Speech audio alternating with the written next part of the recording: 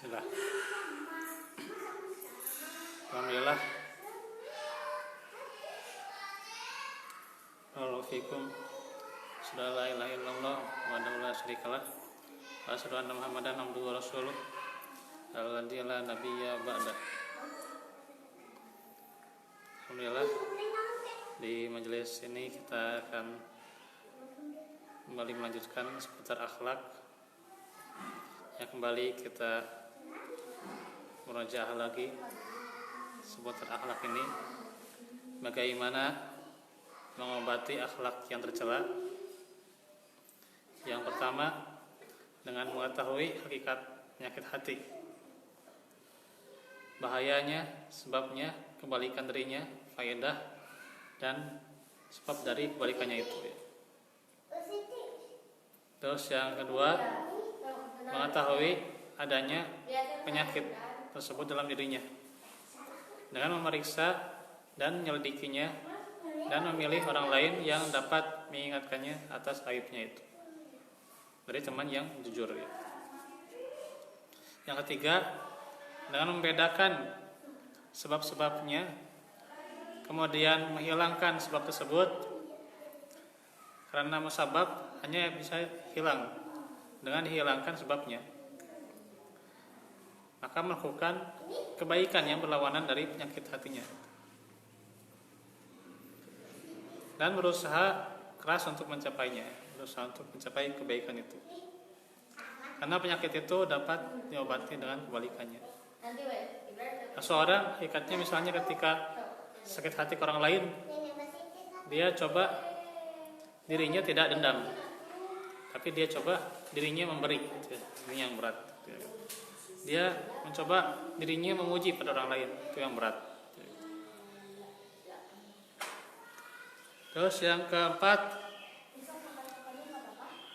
dengan membersihkannya dengan cara menjelek-jelekan dan mencela baik ketika menyendiri maupun di hadapan orang lain, supaya jiwanya terasa sakit. Jadi jangan banyak memuji diri sendiri, ya. Ya, maksudnya mencela seolah-olah kita itu memang banyak dosa, gitu ya. Banyak dosa, banyak kesalahan.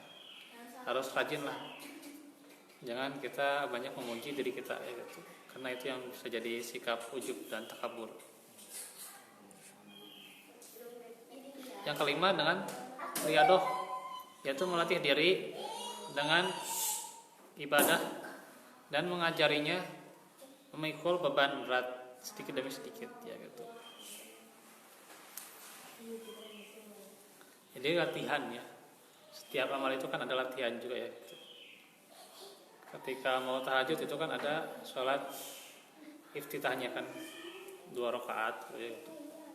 Kan sebagai latihannya juga, ya. Ketika mau Ramadan kan sebagai latihan pula, ya, saum sunnah, ya, gitu. Salat sunnah juga, ya, sebagai penguat kita untuk perbagus salat yang wajib, ya. Nah, itu riadoh, ya.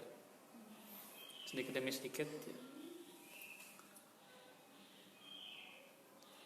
Tahajud berapa rakaat sih?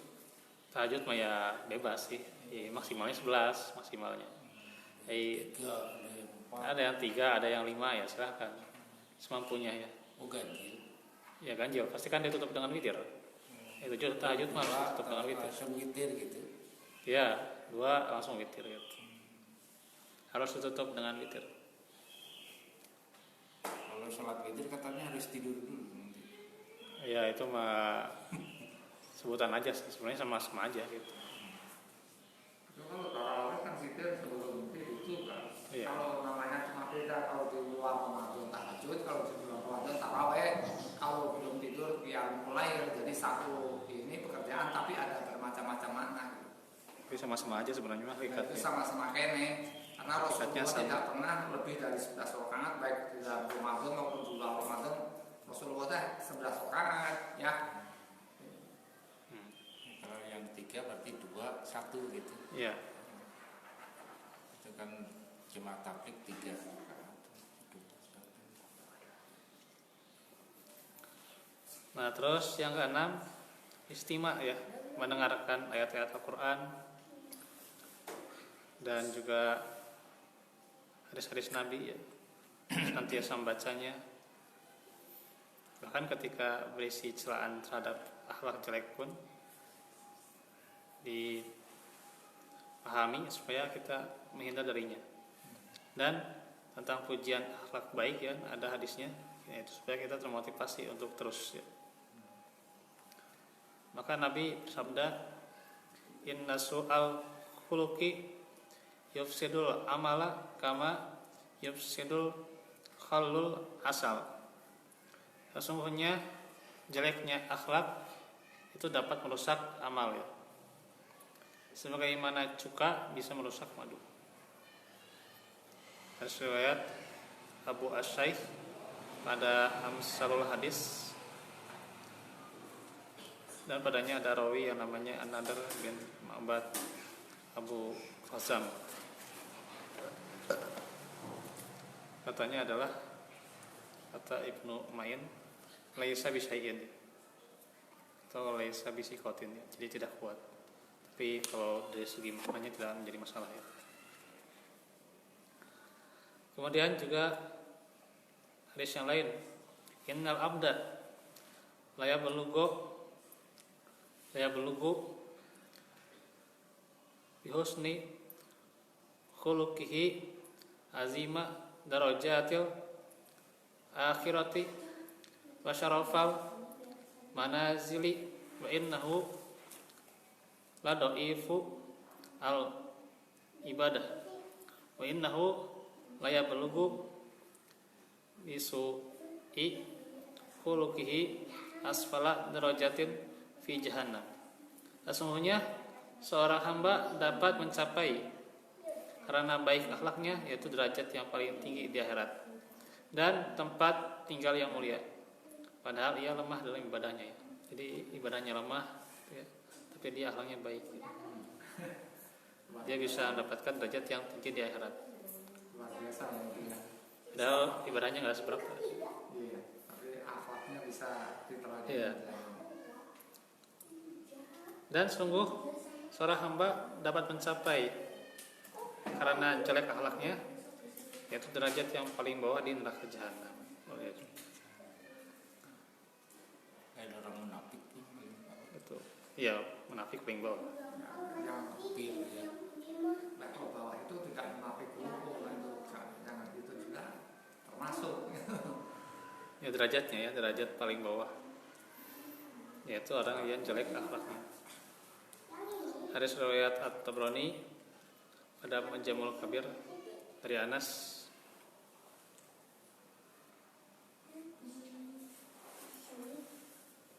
cuman ini memang ada rawi yang tidak sikoh ya, Al-Miqdam bin Dawud bin Isa bin Ta'alid Ar-Ru'aini, guru At-Tabrani. Jadi Ad-Darqutni itu mendhaifkannya ya. Tapi di sini juga menjadi hikmah buat kita supaya mencapai derajat yang terbaik dalam akhlak ya. Terus sabda yang lain, masalul mu'mini masalun nahlati in akalat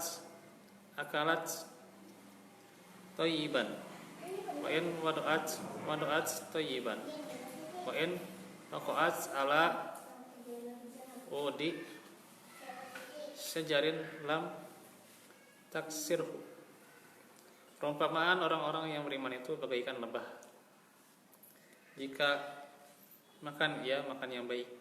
Jika mengeluarkan, ia pun mengeluarkan yang baik. Dan jika hinggap di ranting pepohonan, maka ia tidak mematahkannya. Riwayat Al-Baihaqi dalam Syu'abul Iman dari Abdullah bin Amr bin As radhiyallahu anhu. Ibarat lebah ya ini ya. Ya. Mengeluarkan selalu yang bermanfaat. Kalau tidak dia hinggap tidak ada yang sampai rusak.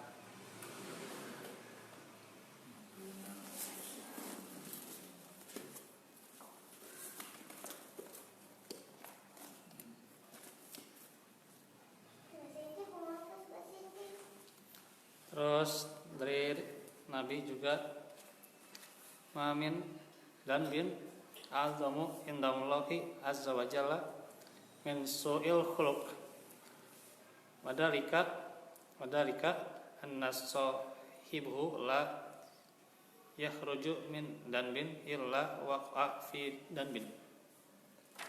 Tidak ada yang dosa besar di sisi Allah daripada jelek akhlak. Demikian itu karena pemiliknya tidak keluar dari suatu dosa kecuali jatuh pada dosa yang lain. Hanya saja ada rawi di sini yang tidak disebut namanya ya. Hadis riwayat Asbahani dari Maimun bin Mihran.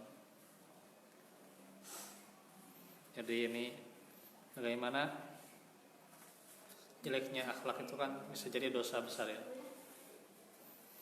Dan juga bisa jadi dosa besar itu ketika jeleknya akhlak bisa timbul juga akhlak yang lain yang jelek gitu. Nah, ini harus diwaspadai. Akhlak sangat agung dalam Islam ya. Sangat agung. Kalau benar Nabi diutus untuk menyempurnakan akhlaknya, benar ya gitu. Iya. Untuk menyempurnakan akhlak tadi. Iya, sorry. Tidak semata-mata kami Allah mengutus kamu Muhammad untuk menyempurnakan akhlak.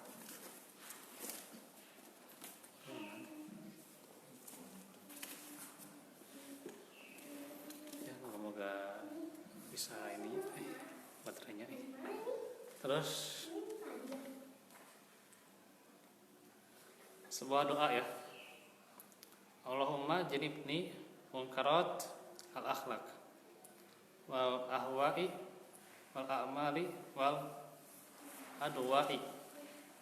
Ya Allah, jauhkanlah diriku dari akhlak-akhlak yang jelek, kemauan-kemauan jelek, perbuatan-perbuatan jelek, dan penyakit-penyakit jelek.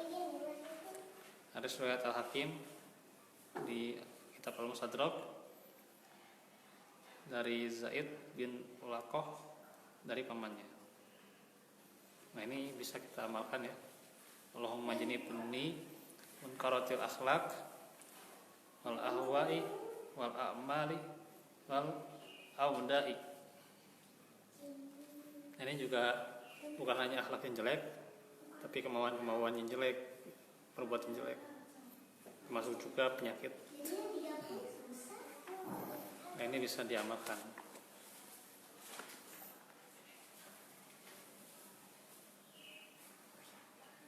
Dari Al-Hasan, barang siapa yang jelek akhlaknya, maka ia menyiksa diri sendiri. Jadi dia nantinya akan menjerumuskan dirinya sendiri pada siksaan yang pedih dengan akhlak yang jelek. Terus kata Wahab bin Munabbih, perumpamaan orang yang berakhlak jelek itu bagaikan tembikar yang pecah, tidak dapat diperbaiki dan tidak dapat dikembalikan menjadi tanah. Kemudian kata Pak Fudail, bersahabat dengan orang yang durhaka, yang baik akhlaknya, ya, walaupun dia durhaka misalnya, tapi baik akhlaknya. Maksudnya ini, lebih aku sukai daripada bersahabat dengan ahli ibadah yang jelek akhlaknya. Maksudnya ketika dia durhakanya mungkin durhaka apa itu?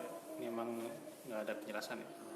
Tapi maksudnya di sini adalah ada sebuah pelanggaran, tapi dia mungkin masih pelanggaran yang wajar ya. Dia ada kelebihan dalam akhlaknya. Ya, cuman dia kelebihannya di akhlak. Kalau pelanggarannya kan pelanggaran yang wajar mungkin. Ya, lebih baik daripada orang yang rajin. Ya, daripada ahli ibadah yang akhlaknya jelek. Ya Allah. Maka benar-benar kita harus sedikit-sedikit bisa merubah sikap kita pribadi masing-masing. Gimana lah kita cara berakhlak yang Di sebuah qaid fiqhiyah disebutkan darul mafasidi muqaddamun ala jalbil masalih. Menolak yang merusak lebih didahulukan daripada mendatangkan yang membereskan. Maksudnya ketika adanya sebuah sesuatu ya. Nah, kita lihat dampaknya gitu ya. Misalnya ketika kemungkinannya itu akan lebih merusak ya, tapi ada maslahatnya, nah ini kita tolak saja gitu ya. Karena yang lebih baik ketika menolak yang merusak itu ya, darul mafasid itu yang didahulukan gitu ya, gitu. Juga para ulama berkata at-takhalli muqaddamun alat tahalli, membersihkan harus lebih didahulukan daripada menghiasnya. Jadi seorang itu janganlah banyak angan-angan dengan hiasan-hiasan, karena utamanya adalah dengan bersihkan dulu ya. Penampilan Ya. Dari kamul fase soalnya bisa Nah, dipandang. itu jangan kamul Kalau fase bisa. penampilan Ya. tentu karena kalau membersihkan udah bersih ya. Nah, itu. Sebenarnya itulah benar memang secara. Jadi jangan sibuk dengan penampilan orang lain ya, atau penampilan itu jangan sibuk tanpa dia membersihkan hatinya terlebih dahulu. Nah ini kadang kita sibuk gitu ya, penampilan orang lain kita komentar, tapi hati kita kurang dibersihkan. Apalagi di media-media yang gitu ya sering mencerca saling aduh ngeri gitu sama-sama kita orang-orang Islam tapi saling menjelekan, saling menghujat, saling aduh sindir menyindir. Padahal itu sangat dilarang oleh agama ya. Ya. Kalau kita Nah itu